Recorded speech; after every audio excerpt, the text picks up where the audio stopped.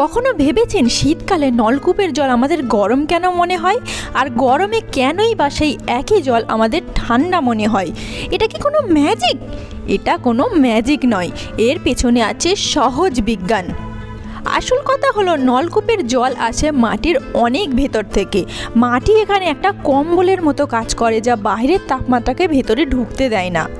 তাই সেই গভীরের জলের তাপমাত্রা সারা বছরই একই থাকে। এটি সাধারণত 15 থেকে 25 ডিগ্রি সেলসিয়াসের মধ্যেই ঘোরাফেরা করে। বিজ্ঞানীরা এটাকে জিওথার্মাল স্ট্যাবিলিটি বা স্থির তাপমাত্রা বলেন। এবার ভাবুন, শীতকালে যখন বাইরের হাওয়া কনকনে ঠান্ডা বরফের মতো, তখন এই ভেতরকার 15 থেকে 25 ডিগ্রি সেলসিয়াসের জল আমাদের কাছে গরম চায়ের মতো মনে হয়। আবার গ্রীষ্মকালে যখন বাইরে গনগনে তাপ, তখন এই একই জল আমাদের শরীরের বা বাইরের তাপমাত্রার চেয়ে কম বলে এটি ঠান্ডা শরবতের মতো লাগে। যার মানে এটা হলোই যে এই জলটা কখনো বদলায় না, বদলায় বাইরের তাপমাত্রা আর আমাদের শরীরের অনুভূতি।